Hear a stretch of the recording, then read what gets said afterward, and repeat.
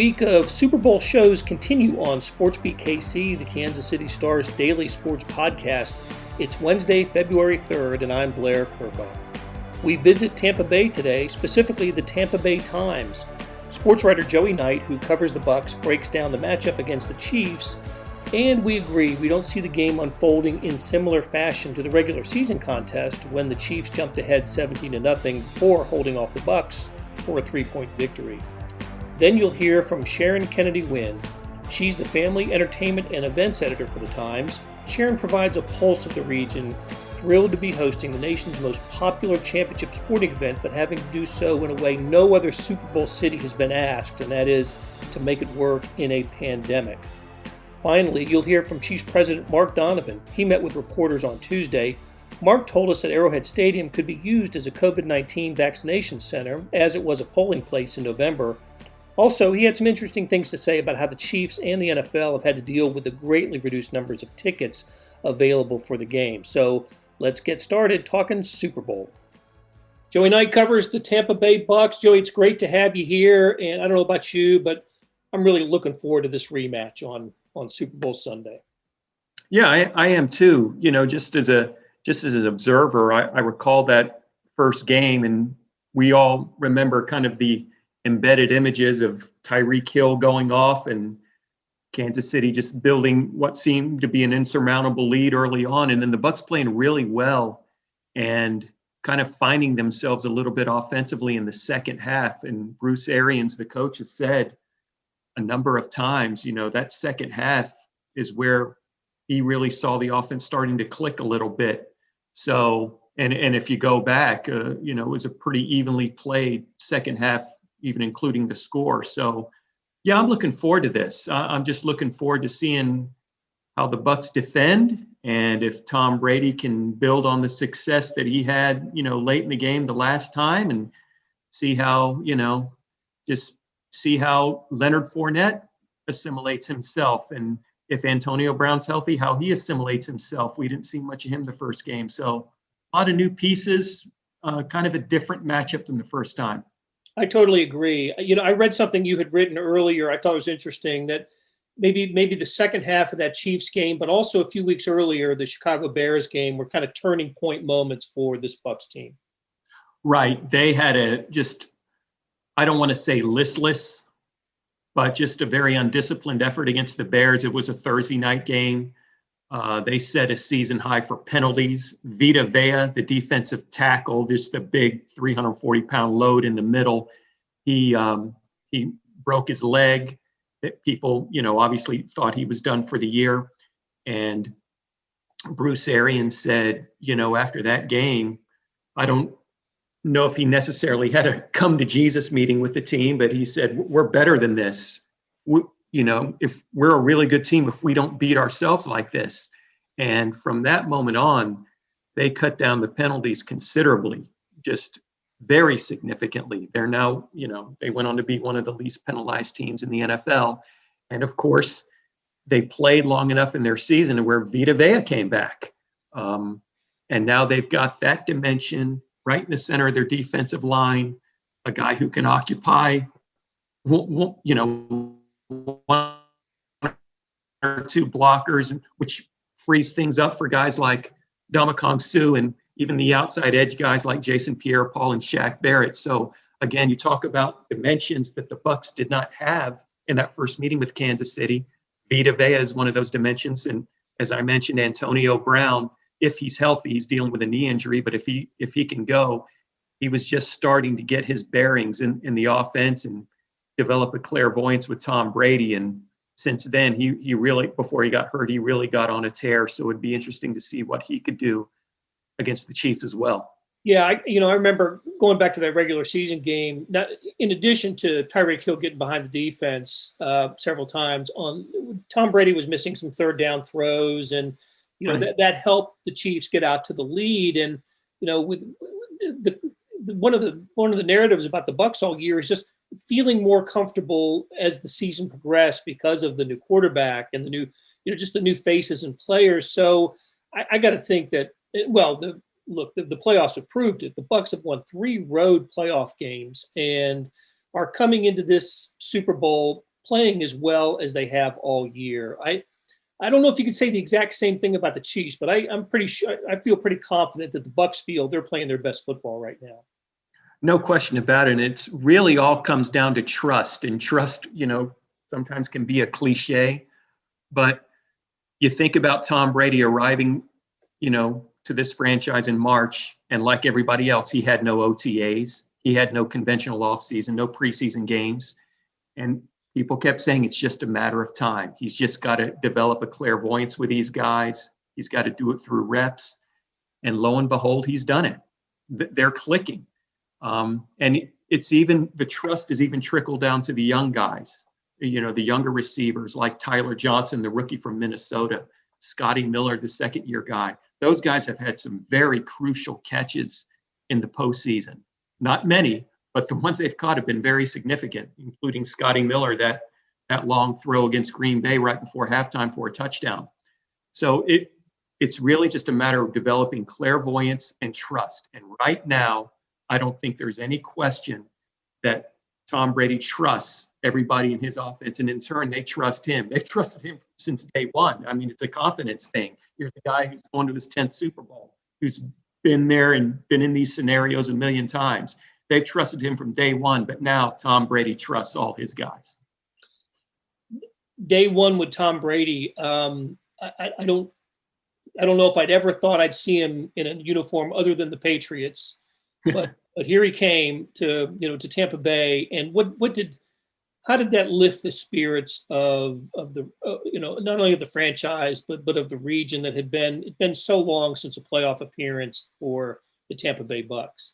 Right, they had not been to the playoffs since 2007, and they'd only really sniffed it a couple of times since then. This has been a surreal year for the Tampa Bay area. When you go back and you think about the Tampa Bay Lightning winning the Stanley Cup, and then the Rays making the run to the World Series and almost winning it. And now here we go. We're having this kind of surreal thing in triplicate now with the Bucs and Tom Brady. But, even before all that, just the notion of, a year and a half ago at this time of even considering Tom Brady being in a Buccaneers uniform, it just wasn't conceivable.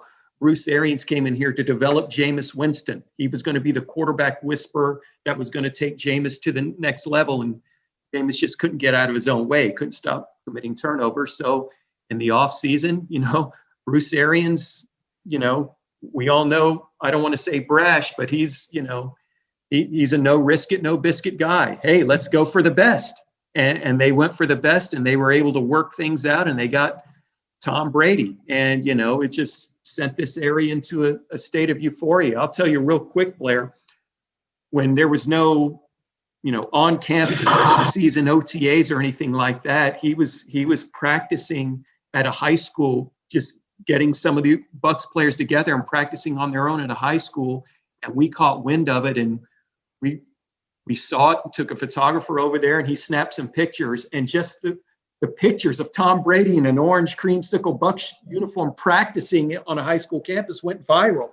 So that just kind of gives you an indication of just how excited this community was to have Tom Brady. And then you bring in Gronk, and then you bring in Leonard Fournette, and then, things just kind of start snowballing. This is excited as this community's been in a long time. The only downside, it's during a pandemic. So it's kind of bittersweet in a way, but yeah, it's been a crazy year for Tampa Bay, unlike any I'll ever see in my life again. Yeah, fans can't fully, they can't show up. That's the problem. I mean, they can enjoy it, and I'm sure they have enjoyed it immensely. Just a remarkable run of pro sports success going on in your area, and parades as well. Didn't they do something on the river for the Lightning?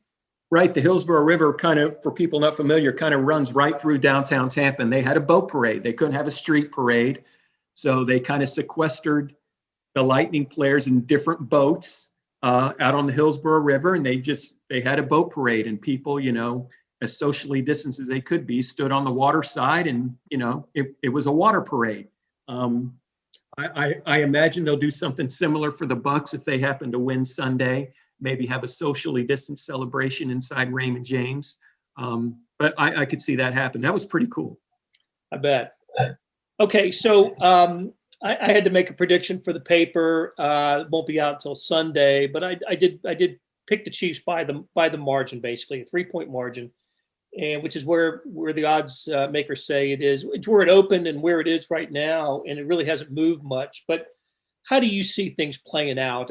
I'll start by saying I absolutely agree that we won't see a start to the game the way we saw in Week 12. I don't see the Chiefs getting up 17-0. I don't see the Bucs getting behind 17-0. I just see more back and forth for this game. How do you see it playing out? I'm a big believer in the intangible of momentum, and what I've seen the last 3 games with the Bucs winning in the playoffs on the road has convinced me. They're just playing at another level right now. I'm not saying they're playing at a higher level than the Chiefs, but they're just playing at a level not foreseen in this community in years and years, maybe ever. I think, just the way the Chiefs are a little dinged up front. If I'm a Chiefs fan, I'm a little concerned about that, and the way this defense has been playing and what Todd Bowles has up his sleeve, the defensive coordinator, who knows? I think that will cause Patrick Mahomes some problems, as mobile and as dynamic as he is. But I just see Tom Brady and that offense, which is just clicking like never before. I see them finding a way. I don't remember, Blair, the score that I predicted, but I did predict Tampa Bay to win. Okay. Yeah, I see the Chiefs have to get some pressure on Tom Brady.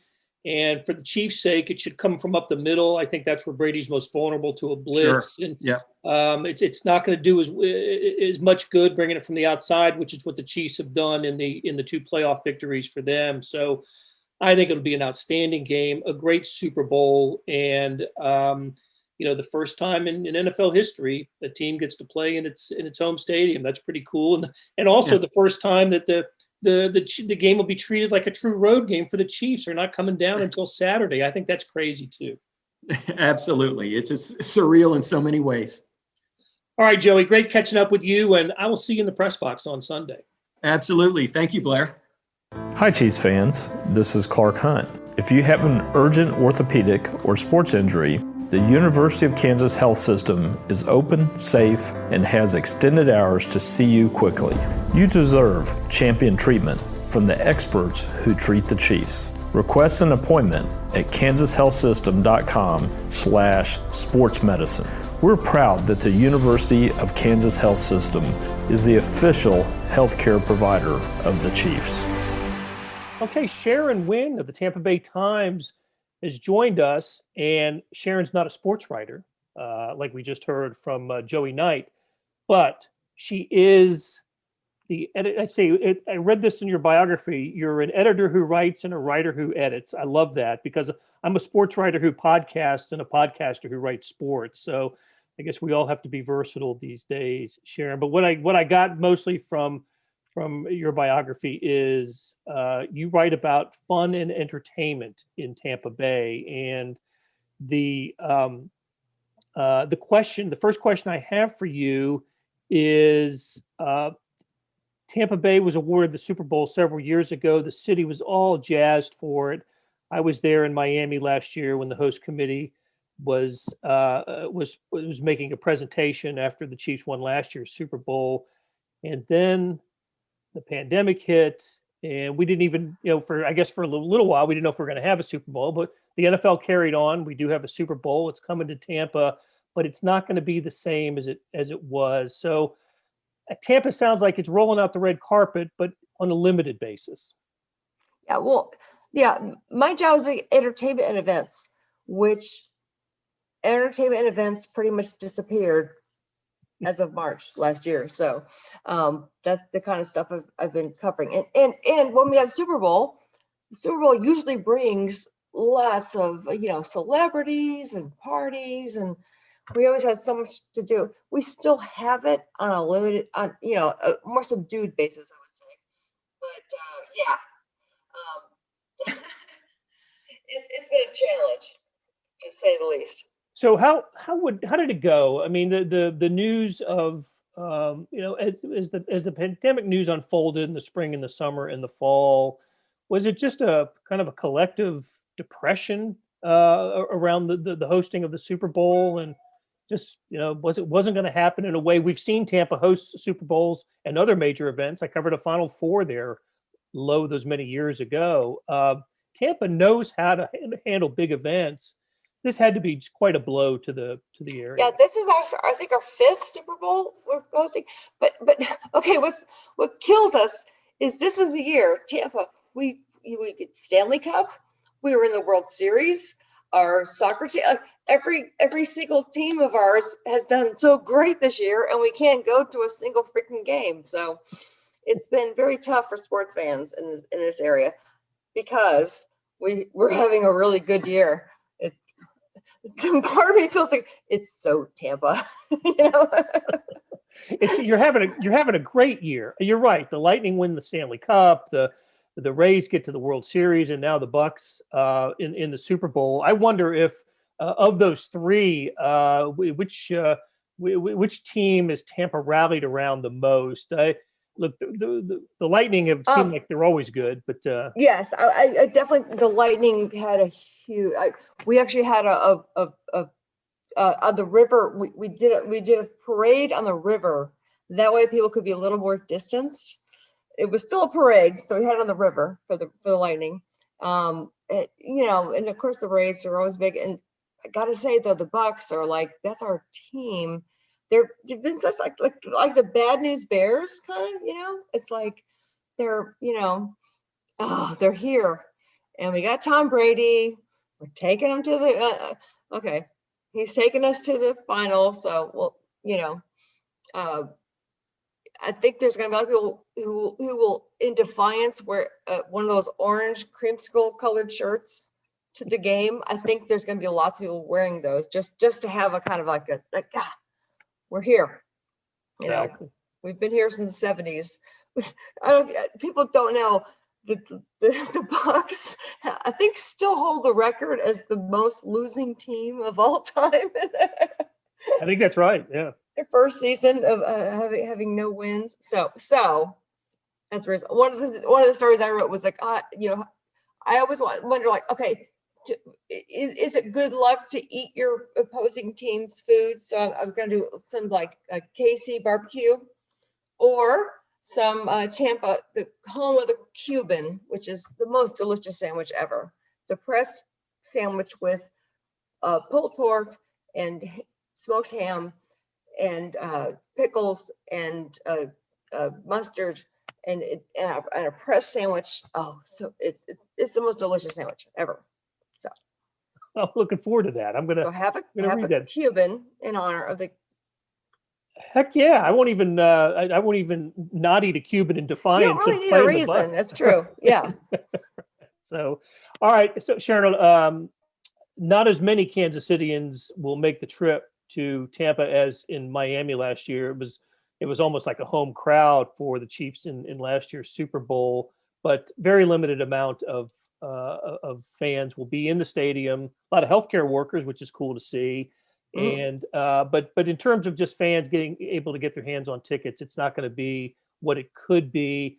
Nevertheless, there are some there are bars and restaurants and other and the sun and fun of Tampa Bay will be available to them, but not all of it. No, it's true. I mean, like I said, because it's not advised to gather in a crowd. So some outdoor settings have been doing that though. But on the pier in St. Pete and out downtown Tampa has an open waterfront in the river there. So they definitely are doing it. So we'll as I understand, the ticket price is one of the highest because there's so limited tickets. It's one of the highest ticket prices you can get for a Super Bowl. So Sharon, you have you've written a guide and it's available on the Tampa Bay Times website. How can they drill down and get your fan guide for visitors coming to Tampa? Oh yeah, what I would say, if you're coming to the area, we have powder soft sand. If you ever, I did not realize this growing up here that most beaches are not like this. It's like baby powder. It's like soft white sand. So we have miles and miles of that on the one coast. And we also have Tampa Bay is referred to as both a town and a body of water, and it's both. The body of water, Tampa Bay, you can kayak and around. So I give a whole little guide to that. There's many places to get out. And what my suggestion was to not be around crowds. So that was what I was trying to do. Like we have several places to, check out the beaches and grab a kayak and see the area.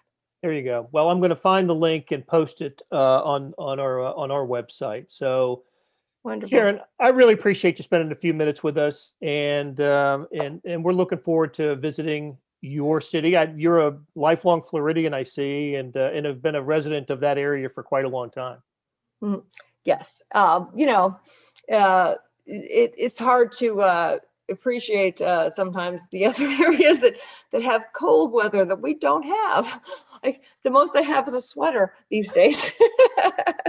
So I feel very sorry for people who have suffered through this. But if you want to come out of the cold, come on down, because I gotta say I love the beaches here. It makes you relax just coming down here. So that's how I'm planning on spending my Saturday afternoon. All right, Sharon, thank you so much. Great. Wonderful talking to you. Thank you. Hey, it's Blair. We have a special subscription offer for SportsBeat KC listeners, unlimited digital access to the Kansas City Star's award-winning sports coverage. Sign up now for 1 year of Sports Pass for access to all the sports news, features, and columns presented on the kansascity.com site, and it's only $30. That's a 40% savings off our regular rate. Your subscription will automatically renew after the initial term at $50 unless you tell us to cancel. Your subscription helps support the sports coverage of kansascity.com and the Kansas City Star, and that support has never been more important. Please visit kansascity.com/SportsBeatKC offer to get this special offer. And as always, thanks for listening. All right, if you're ready to get started, we can open, or you want to take questions? I'll just take questions. This one. We'll go first to Adam Teicher. Go ahead, Adam. Hey, Mark. Understanding that the future is very murky at this point, but I was wondering if you can give us your best guess today, February 2, what next season might look like at Arrowhead Stadium for the home games from a fan standpoint. Can you give us some update on what you think that might entail? I can give you my hopeful projection. Based on our success this year and the ability to pull off what we pulled off in a year when we had challenges, not only at the beginning of the year, but also, when we had spikes during the season. I think that we should be able to do something substantially similar to what we did this year. The hopeful side is vaccines and other rollouts. If things go in a positive direction, then we're back to 70,000 strong, the kingdom in Arrowhead. And obviously from our perspective, that's really what we want. That's what we're doing everything in our power to make happen. And we hope that's reality. Let's go next to Herbie Tiopi. Go ahead, Herbie. Hey, Mark. Good afternoon. You mentioned the vaccine rollout, and I know Arrowhead Stadium, you hosted a polling station there. How much discussion has gone on with the city to make Arrowhead Stadium a vaccination site? Yeah, lots. So we've been talking about it for about 6 weeks now, county, city, and state. As you have seen, there are a lot of different pieces to that puzzle. We've been in discussions with all the pieces, and in every discussion, we've been very proactive in saying, we're here, we're ready, let's be prepared to take advantage of it when we can. We obviously need a lot of logistical support from the parties in charge to actually manage the process. To give you some perspective, for voting, I think we had 40 members of the election board here on site. We had 50 of our staff members who volunteered their day and supported those 40. I imagine with the rollout of vaccines what I've seen, at least in other markets, it's going to be much more than that. And because of what we're dealing with vaccines, and registering and make sure it's the right person to qualify, all those things, it's going to take a lot of support on their side. But we stand ready. We've made that very clear to the folks we've been in discussions with, and hopefully we can do that sometime soon. Let's go next to Nick Jacobs. Go ahead, Nick. Mark, I'm curious for you, minus what may happen Sunday, what are you going to remember most about what you guys went through this year? Because, very few people that get to the Super Bowl have to go through a pandemic as well as trying to repeat. Tough to think of anything minus Sunday, to be perfectly honest. It'll obviously have an impact, hopefully in a positive way.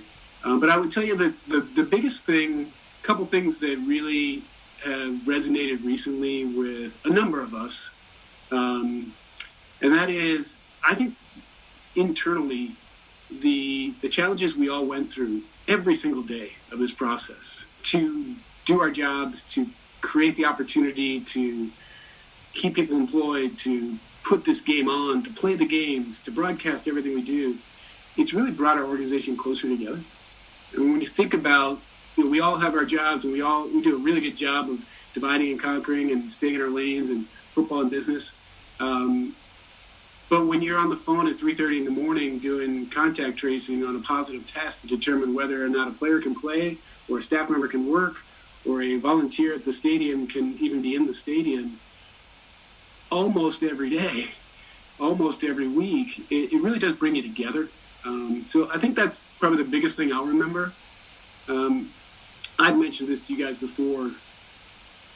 The pride that we have as an organization for what we were able to do this year and do it successfully, from being the team that was on that stage the very first weekend and launched NFL football, the season, and to do that successfully, and then to full circle be the last playoff game before the Super Bowl, and to be able to sort of close that window and do it successfully. That'll be a memory that I'll share with everybody here for a long, long time. Let's go next to Blair Kirchhoff. Go ahead, Blair. Hey, Mark, I'm just wondering about, as it relates to your fans and the difference between, last year's Super Bowl experience and this one. Obviously you weren't able to provide, as many packages as last year. I'm just wondering if you had a message to fans, and if that was, how big a challenge was it this year just to communicate with fans that things weren't going to be the same in 2020 as they were in 2019? Yeah, I think the fans have been challenged, like all of us have been challenged every week of this year, and then you throw the opportunity of a Super Bowl on top of that, it creates even more of a challenge. But I would tell you, their resiliency and their support and their understanding has been really inspiring for us as an organization. When you talk about a Super Bowl that is less than 25,000 people, and then when you take those 25,000 tickets, you divide them amongst every player in the division teams from the playoffs, every single organization, every single league partner, every single network, it trickles down to very, very little for a team, specifically the two participating teams. So the Bucs have faced the same challenge. We've been in discussions with the Bucs almost every day, just about how they're dealing with how we can, different creative ways of trying to create opportunities. But at the end of the day, it's a math problem, and there just aren't enough tickets to take care of everybody. And so we did everything we possibly could to take care of our season ticket members on the front end with a lottery that gave a number of season ticket members a free trip to Super Bowl. And then we were talking about this the other day. My dad is a union carpenter, so I learned the lesson early on of measure twice and cut once. And as that relates to tickets, when you're putting all your formulas together and figuring out how you're going to get through all your contract obligations, the players, the coaches, the Hunt family, the league, you don't want to cut short and be scrambling. So at the end of all that, we had a few tickets that were confirmed left over. So we went right back to our season ticket members yesterday with that opportunity to take advantage of it and to get down to Tampa with us. So, you're always trying to find new opportunities and new ways. But this year, like everything else we've talked about, has been a unique challenge, and it definitely has impacted us on that front as well. Let's go next to Matt McMullen. Go ahead, Matt. Hey, Mark. I'm just curious, the last 2 years, when you think about going to back-to-back Super Bowls, you're someone that's been here a while now, and you've been part of what's been building all of this. Just what do the last 2 years on the field mean to you, and what do you think it means to the city that you could help bring potentially 2 Lombardi trophies to Kansas City, but 2 Super Bowl appearances at least? Yeah, I always hesitate to answer that question without the perspective of the fans, because they've been at it a lot longer than I have. I got here in 2009 and admittedly lived through some of the I like to consider them character building years. But as you're going through those challenges, you're constantly trying to make it better. You're constantly trying to position your organization for success. And as Clark has said, consistently compete for championships. So last year, to be able to be on that stage for the championship game and watch Norma kiss the Lamar Hunt trophy and just be part of that team, right, that made that happen is something I'll never forget. And then to follow that up with the Super Bowl stage last year and just knowing what that victory means to this entire fan base and this franchise and everybody involved with it. It's something that I'll never forget. And then you immediately flip, on the plane ride home almost, you flip to, we got a challenge doing it again. And then to live through all those challenges every single week and then throw COVID on top of that, to be able to sit here today with the opportunity to go do it again is, it's almost indescribable. So that's where we are. Let's go next to Dave Scrutta. Go ahead, Dave. Hey, Mark.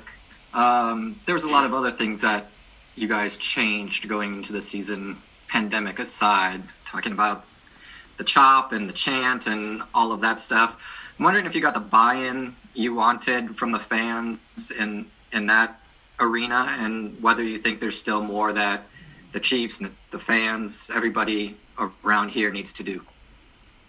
Well, I think that, as we said in the announcement to bar face paint and headdress from Arrowhead, we think this is a step in a process, and this is a big step. To answer your question, I think that the buy-in was very positive. The responses we got from fans as we were considering it, as we rolled it out, was overwhelmingly supportive. I think really important point is a lot of those responses were people who didn't know it was an issue, didn't understand that was happening. And we talked about early on with our working group creating awareness. So even that policy change created more awareness. In this issue, like many issues in today's world, you're going to have opinions on all sides. And there are opinions within the American Indian world, there are opinions within the general broader world on what we should and shouldn't do. We're going to continue to have those discussions. We'll continue to make changes as we go forward. And hopefully we'll find a place that does what we hope, and that is to honor and respect the American Indian heritage as much as to celebrate our fan experience at Arrowhead. That'll do it for today. Thanks to our SportsBeat KC production staff, Derek Donovan, Beth Welsh, Monty Davis, Jeff Rosen, Chris Fickett, and Savannah Smith. A shout out today to Joey Knight and Sharon Kennedy Wynne of the Tampa Bay Times for sharing their thoughts on the Super Bowl with us. We've linked some of their stories in our show notes, and you can find their work at tampabay.com. Hey, we have another deal for you, especially for those that want to deep dive into the Stars' terrific Chiefs coverage, and what a time to join in. For a limited time, you can subscribe to Sports Pass for 99 cents a month. That's right, 99 pennies a month. After 3 months, it auto-renews at $5.99 a month unless you cancel. How do you get it? You go to kansascity.com/sportspass2020. That is kansascity.com/sportspass2020. Do you want more than just sports coverage? Check out the entire Kansas City Star product. Sports, news, features, commentary, and analysis, the whole thing. You get all the stories written by my talented colleagues, plus additional news, sports, and business coverage with the e-edition. The details for all of these deals can be found at account.kansascity.com/subscribe. And if you're having trouble hunting down any of these offers, you send me an email, bkirkhoff@kcstar.com, and I'll get you to the right place. So whether it's the Sports Pass or the full subscription, you're getting and supporting the best sports and news coverage in Kansas City and helping us produce programs like SportsBeat KC. Thanks for listening, and we'll be back on Thursday with another Super Bowl episode.